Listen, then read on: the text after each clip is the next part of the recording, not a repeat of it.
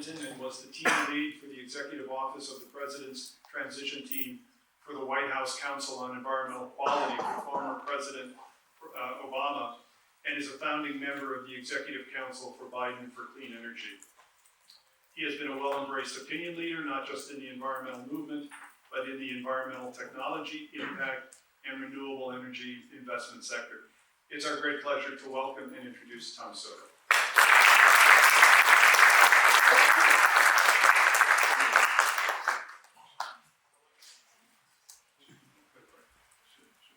Hey everybody.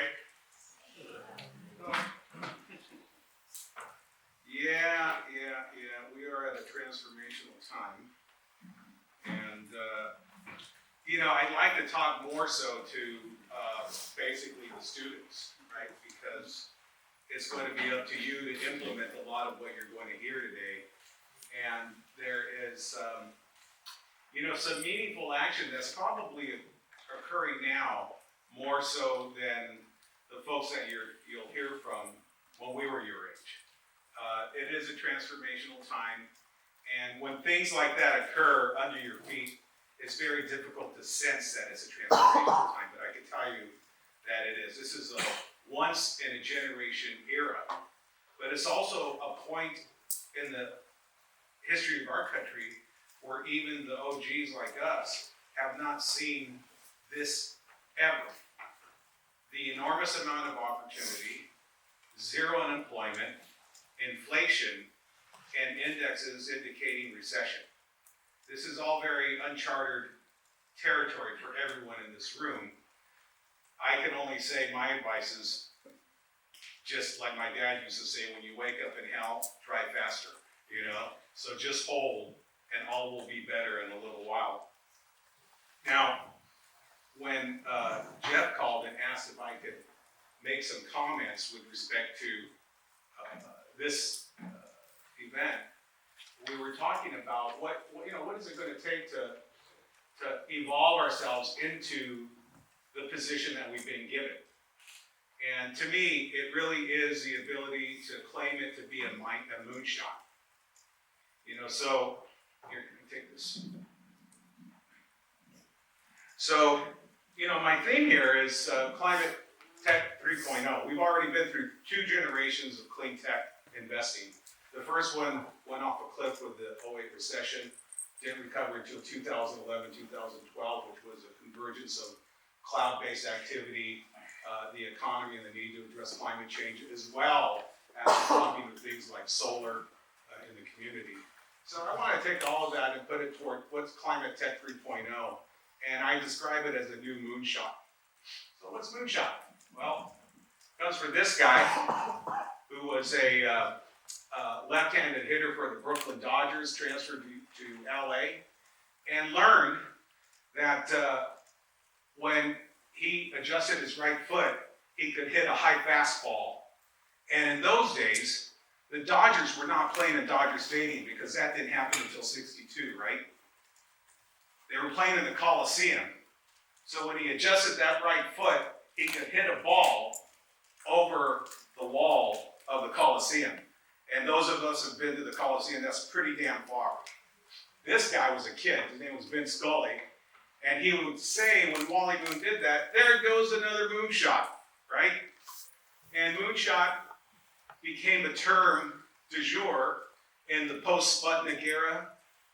John Kennedy was coming into office, and he said in September of '62 at Rice University, he made this very bold and courageous statement: we choose to go to the moon in this decade and do other things, not because they are easy, but because they are hard.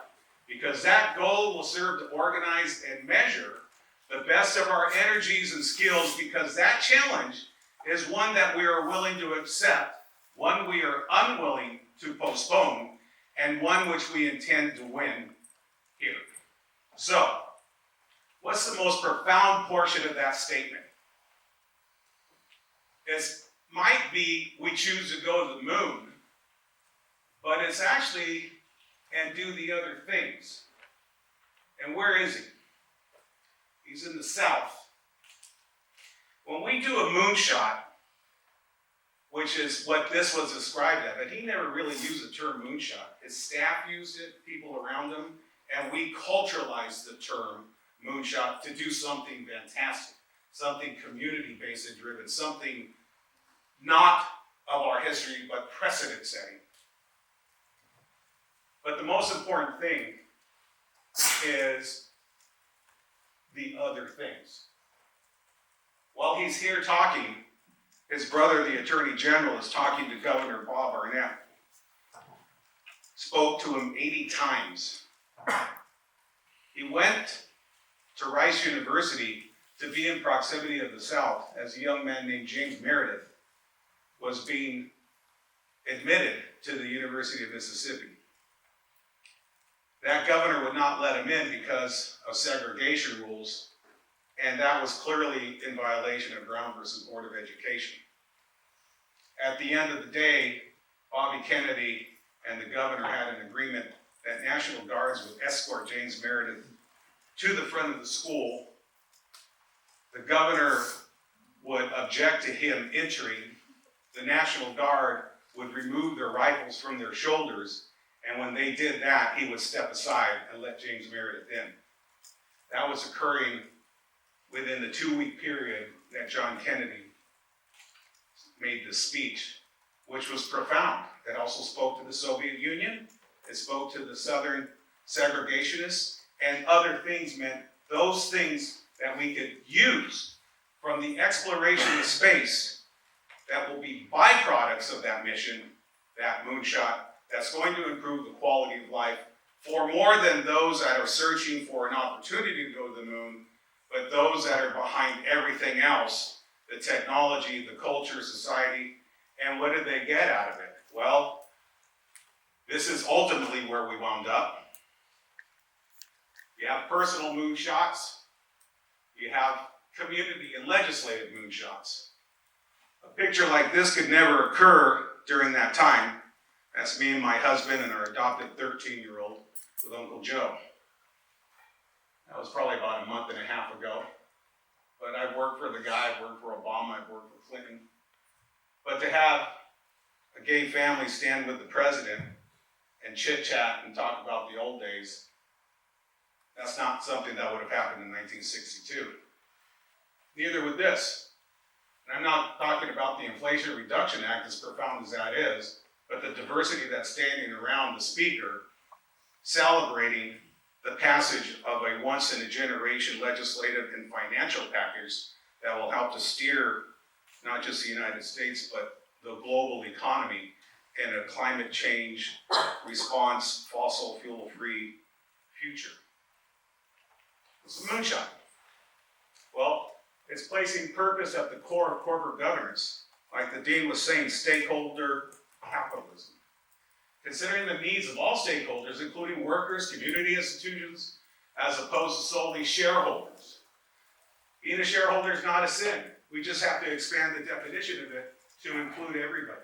Those that are not within the boardroom, those that are not the CFO, those that are not on the board, but customers, clients, workers, all those affected in the production chain. We're setting targets that are ambitious, but also inspirational, able to catalyze innovation across multiple sectors, just like the moonshot did. Keep in mind, the moonshot was 5% of the gross national product. Nobody whined about that. People whined when we had to wear masks, get vaccinated. It was un-American if you whined about challenging the moonshot, because so much of America wanted to dominate that, and that gave us so much out of that program to move us forward. It's about imagining a better future and organizing public and private investments to achieve that future. This is from Moonshot Economy, Mariana Mazzucato, who's a pretty profound economist, but is really centered around stakeholder capitalism. It's not our first moonshot. They weren't called moonshots. But think about it. I would say there's probably a bunch of cavemen getting high in a cave someplace, and someone said, God, how can we move this rock any faster? And they invented the wheel. That was after they invented fire. were moonshots.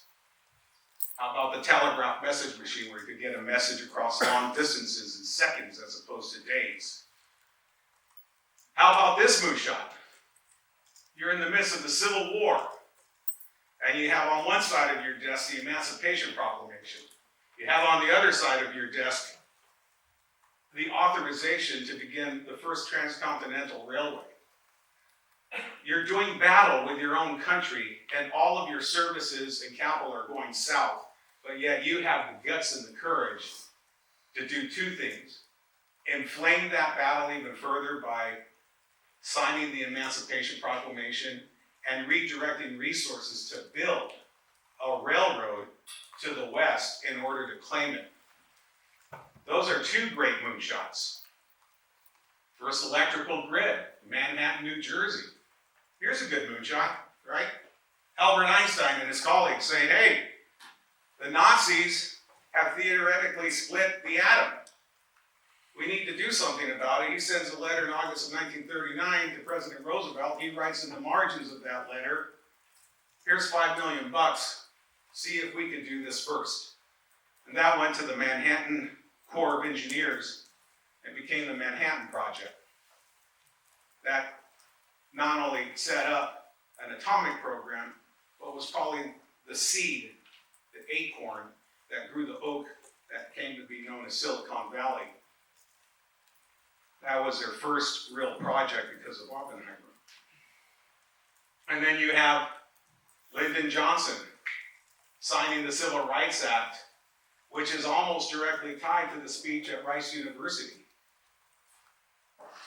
We needed NASA to get funded. Lyndon Johnson was from the South, and he gave us all the log rolling and political capacity to get the Southern delegation to vote in support of the space program and the Moonshot.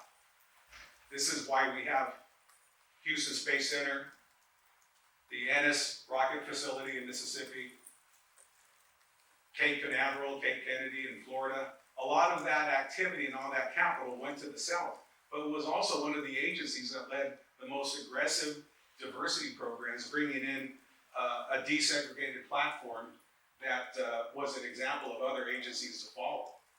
Neil Armstrong landing on the moon, the ultimate moonshot. It was the moon. And then getting into the fourth industrial revolution. And, you know, right now, we just exited this one. I mean, what type of leadership, what type of mindset did it take to respond to COVID? We were all there. We watched it unfold. And amazingly, and thankfully, we owned the printing presses, so we could print as much money as we could, which probably put us in the position where we're at right now with inflation. But $7 trillion went into the economy and responded to COVID. We're sitting here without having to wear masks. We're all vaccinated. Our children are safe and fine. They're going to have a prosperous future. And now the only greater moonshot than that is making sure that we avoid getting to 1.5 degrees Celsius more and allow our future generations to have thriving humanity. So I was asked to examine this statement and come down to, you know, what's the simplest form of how all this is. ESG is being embedded into our financial and economic culture. It's not going to go away. It is being embedded into SEC regulations, which all bets are on, will be litigated, and will probably stand in the federal court, but there will be those folks that oppose it. And the way that I look at it is, same with my friend Ray Swan, who's head of mission investment at Ford Foundation. ESG is really a risk management framework. You know what it is? It's a returns-based strategy. What Gail was describing, I used to run an ESG index under the Russell 1000, which is actually 1,032 companies. And we came to find that those companies that employed ESG, which meant diversity in the C-suite, diversity in the boardroom, who had sustainability goals, a low carbon footprint. You have a low carbon footprint, you're more efficient. You have diversity in your C-suite and on your board, it means you're talking to different markets that your competitors are not talking to. what it means is that you're gonna have free cash flow sooner and more, and you'll be able to innovate your way, you'll have flexibility. Just keep in mind that when you guys are my age, about 50% of the folks that are on the New York Stock Exchange will have been vaporized by that time. A good way of avoiding that, adopt an ESG strategy. How do you get there? Well, simply put, like my dad used to say, you know, mijo, money has to be the positive side effect of the thing you do, not the thing you do. So it's never really been my primary objective. I lived a life professionally as an investor, as a dad, as a husband, always trying to make sure that we could respond in positive ways, providing an impact that helps to improve the quality of life. The thesis for Latimer Partners is actually to improve the quality of life by increasing access to technology that improves access to better healthcare, education, improved environmental conditions, and access to capital. It's all impact. Then we come upon this huge, huge phenomenon, which was the third generation of discussions between the House, the Senate, the White House. We had Build Back Better America, which became the infrastructure bill, and part of that was called the climate change bill. But we pulled the climate change bill out to get infra passed, and then we worked for 6 months on the climate change bill, and at the 11th hour, Mr. Manchin of West Virginia pulled the rug out from underneath their feet, and then 2 weeks later, it was able to get resuscitated under the name Inflation Reduction Act. And this is a profound measure because it releases, $300 billion of initial capital, but if you put that to market, that will probably be about $4 trillion of leverage that could help to increase the velocity of responding to climate change by about 160%. So it's a meaningful thing. And here are some of the activities that it initiates. It puts us back on track to be a world leader in terms of responding to climate change. Increases and gives us huge amount of investment tax credits. Makes clean energy priorities with respect to accelerators, building out EV infrastructure, and hydrogen infrastructure and more. And the tax credits for the manufacturing of those technologies helps to de-risk investors like myself to get into this space, knowing that I'm going to be able to generate a return. All of this bringing us closer to net zero. But net zero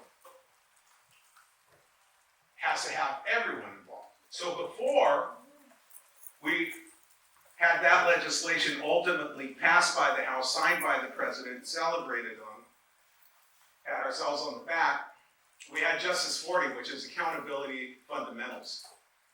So much of my career has been what is called the environmental justice movement. As I used to say when I was a kid, we're concerned just as much about spotted lungs as we are about spotted owls. And there's no way that I could, in a moral standpoint, go out and defend Mona Lake like I have for the past 30 years out in the Sierras, while not be concerned about air quality in Compton, or East LA, or San Bernardino. And so that movement has really matured to the point where it is embedded in the genetics of this White House, and President Biden signed this executive order, which basically says 40% of all the resources that come out of this administration and all of their leadership, like IRA, will go to underserved communities. That is a huge generational shift of urban planning, thinking, and access to capital. Climate change, and most people say BIPOC, I say BLIPOC, the Black, Latino, Indigenous people of color. Climate change has an adverse impact on underserved communities. We all know that. I don't want to go through these numbers, but you can see that, this is just the tip of the iceberg in terms of disproportionate impact that occurs in low-income communities. If you look at the cities of Southgate and Carey, all those cities divided by 5 different freeways, and all of the trucks, 34,000 trucks a day that go up to 710 from the Port of LA and the Port of Long Beach, but are associated with economics we don't want to go away.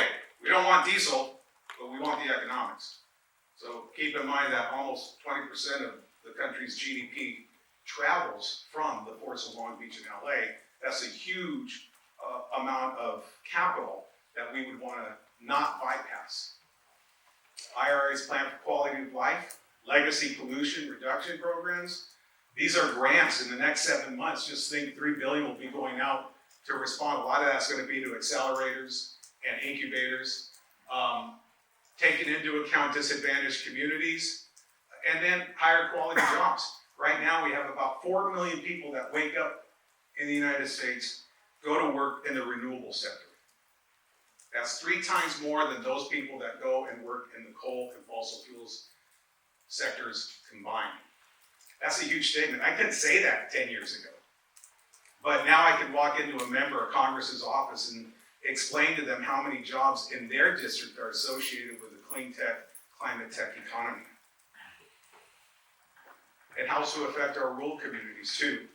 When we're talking about environmental justice, it's not just about underserved communities of color. It's also classism.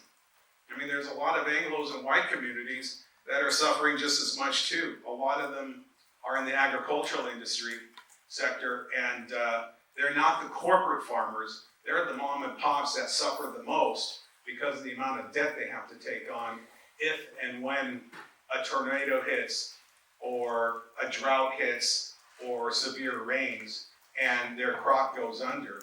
So this is going to help not just that aspect, but also help them respond by becoming, greenhouse solar farms. You can have greenhouses and grow agriculture while having your whole farm area covered with solar photovoltaics. So, this is going to be an incentive for others to jump into the pool of rural agricultural development. The other thing are community development financial institutions. Many of you may not have heard of these. They're called CDFIs. But this is the ability to access capital, especially for underbanked communities. This is getting a huge boost as a result of the Inflation Reduction Act. So banks in California or banks across the US are required by the comptroller of the currency that a percentage of their deposits be used for community economic development. That money goes to these banks that are CDFIs, they're for-profit and non-profit, and they can allow for low interest loans to be put, Camino Financial, which I sit on the board of an investor in, we're a CDFI, but we don't do loans more than $7,500. We're giving loans to moms and pops who, if you're this abuelita, her tamale cart's engine went dead, and she has to pay tuition. This is the type of resource that she could use to get a very, very low interest loan, fix her cart, pay her kids tuition, and not worry about going unemployed or her kid not going to school. That is an effort to remove the surge of payday lending from our neighborhoods. They increase community investment, access to capital. Just as importantly, they create job growth and improve quality of life. Green banks and CDFIs, you're going to hear more about green banks as you go into the future, because these are the entities that will be used to leverage all of the community concern, activism, and involvement and match it with the type of capital.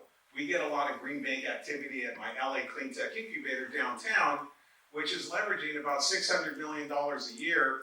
And we have these great relationships with Wells Fargo, Bank of America, and so forth. Net zero, how do we get there? Fast. We have to establish a 100% renewable power energy grid that is high priority and time sensitive. It has to keep in mind quality of life, the needs of underserved communities, and it has to be agnostic. I don't care how we get to net zero, we just gotta get there. And then water, we have to talk about water. Water takes a lot of, it adds a challenge to California.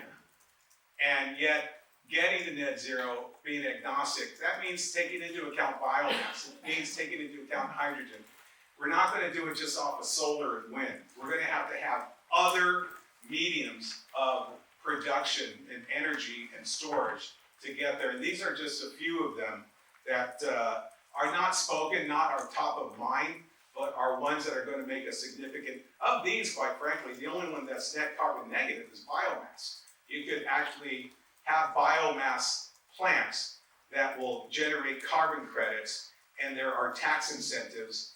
I have a decarbonization platform, and I'm consolidating biomass plants around the country. I have 300 megawatts in due diligence between like 12, 14 plants. And these are plants that actually are in the business of generating carbon credits. We monetize carbon, get it on the market with a cap and trade or a global market, and we manufacture biochar, which consumes oxygen, or consumes carbon and spits out oxygen. And then we have production tax credits from IRA and an IRS tax credit. I have 2 plants in Northern California. They generate 215,000 ton of carbon credits a year. They get $85 a ton in IRS tax credits, amortized over 30 years. That's a huge economic benefit. Those plants ultimately will run at a 36% IRR. Again, but we can't talk about all this unless we talk about water, which is a huge percentage, probably about 12% of energy use in California. Here's Lake Oroville 2017. There it is now. It's Deadpool. It means you can't draw water and you can't generate electrons out of it. It means that we've got real big problems. This is Lake Powell. The top picture is when it was being filled in 1963. The bottom picture is it now. And that's Lake Mead out by Las Vegas. Look at that, 2000, 2021, and look at 2022. Very sad. But what are the solutions for that? Conservation, efficiency, groundwater basin reclamation, cleaning up all these basins that are contaminated from the Cold War, desalination, and recycling and reuse, toilet to taps. That's probably the biggest thing that we could do to save our economy with respect to water. IRA will also advance U.S. hydrogen. The economics of hydrogen are becoming more favorable, just like solar was 15 years ago and dropped precipitously. So too will hydrogen in the coming years. But IRA has its threats. ESG in the SEC has its threats. And there is a weaponization of this process, quite frankly, by the libertarians and right-wing conservative groups. These are just some of the headlines. And I saw this morning that BlackRock, which has embraced ESG, is being fired by the state of South Carolina. They have $700 million that they're managing for their state pension, and because they embrace ESG, and South Carolina being kind of a conservative state with natural resources and extraction and coal and oil, they're being fired, as well as Wells Fargo, Bank of America, Morgan Stanley, all of whom have statements in support of the need to respond to climate change and examine the need to remove fossil fuels from their portfolios. But BlackRock, I mean, it's not exactly, a Greta backing type entity. They're very conservative, but still, even they are embracing ESG. So the weaponizing of public offices against ESG and climate change, you have the Heritage Foundation, the Heartland Foundation, the American Petroleum Institute, and they're all backers of this little wacky group called the State Financial Officer Foundation. Basically what that is Republican state treasurers around the country being organized by a gentleman who wrote this book about this anti-woke capitalism. His name is Vivek Ramaswamy. And so he has organized this whole movement to target those funds that are investing in ESG, that have embraced ESG. And so they defund those fund managers. And guess what he does? Sets up his own fund. Yeah. Right? He goes, oh, I'll invest in oil and gas, so you take their money and put it with me. So he immediately raised $1 billion fund. This was after he had failed at his own business and was removed by the board for harassment and other things. The old future versus the new future. Fossil fuels economics. This is the old future. Unreliable and ineffective delivery, low quality of life and diversity, climate change on the back burner. State of anti-ESG, part of the old future. All these high-profile opponents, folks that don't want to see that change. These are folks that embrace the status quo, want the status quo, and to me are marching us backwards into the future. But ESG is not a social experiment. It's not a do-gooders thing. It's a returns-based strategy. A lot of you have parents that have been teachers, public employees, 401kers. Those are folks that rely on pension funds and their managers to generate a superior risk-adjusted return so that between the time they retire and they transition, they have some form of income. That's where it's going to come from. That's where it is coming from. This is performance right now. And you see, at least on the S&P, how well it performs. By the numbers, you can see. These are just modest too. They're even better right now than they were in the past. There you go. I mean, you can't beat this. And makes you wonder, what are these guys thinking? The new future? Look at these OEMs. They're all looking at net zero. They're changing. The biggest threat to Tesla right now is Ford. So here are Moonshot action items. We got to put IRA, the Inflation Reduction Act, to work. Gets the U.S. back on track. Thank God we're in California, because in the absence of leadership during the previous administration, this state was the leading voice for responding to climate change, not just from the U.S., but we are a global leader here in California. We have to be technology agnostic when it comes to getting to net zero. We shouldn't really concern ourselves how we get there, we just need to get there. And then we also have to prioritize quality of life and the returns. We have to make sure that as we're pursuing this, we're not necessarily focused just on the environment, but making sure that the economics are spread across all the communities that we serve so that they can be involved and take credit for helping to save the future from carbon detriment. So at the end of the day, when we're looking at the SEC requirements and where that's going to go, again, I believe they're going to be challenged in court. It's not going to be a legal decision. It's not going to be an administrative remedy. It's going to be people. People who are sitting in this room, who will write their congressman, who will pick up a sign and stand in front of the federal court, who are willing to chain themselves to a building. I've done all this stuff. I've been arrested. But this never made me any less of a capitalist than the guys at BlackRock or the guys in the anti-woke movement. I am probably more capitalistic than they are. Born and raised in East LA, farm worker parents who turned legislators, but knew that I had to help lead change, but I also enjoyed the, when I was a kid, I went to UCLA. I didn't go to school directly out of high school. I went and worked in a shipyard for 3 years as an electrician because my parents filed bankruptcy. We all had to go to work and pay out back taxes. So for 3 years, I worked at Todd Shipyard in San Pedro as an electrician. And one day, 3 days before Christmas, I was laid off. Long story short, I ultimately forced my way into UCLA. And I remember driving my brand new moped, which I couldn't afford, but somehow got financed, down to church at St. Monica's. And I thought, wow, this is my community. This is where I want to be. And I set a goal. It's like, I'm going to be wealthy enough to live in Santa Monica and be part of this parish so that my kids could have a better life. But I knew I wasn't going to do that just as an activist. I was an activist. I became an activist after college. And I have some pretty damn good work behind me in terms of precedents. But I also had a business on the side, and I allowed that business to grow. And ultimately, that gave me the experience to run and manage private equity.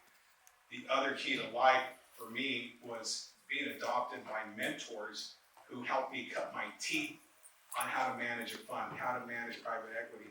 4 funds later, 12, $11, $13 billion later of funds being managed, I'm able to lay that claim and know that the conversion from activism to capitalism and profitability is not impossible. It's a path that I have chartered. I've done it successfully. And, and now I look at my 13-year-old son and know that he has a much greater future, for him as a result of not just my ability to generate returns, but riding in my electric car, riding in my Porsche Taycan Turbo S, which goes 0 to 61.9, 1,000 horsepower equivalent. I did that. That was our lawsuit, 1989, went to the Supreme Court, and it changed everything in California and got us the zero emission standards in place. These are things that you can do. These are things that you'll have to do. Or else, those who have no vision shall perish. So, Jeff, thanks for having me.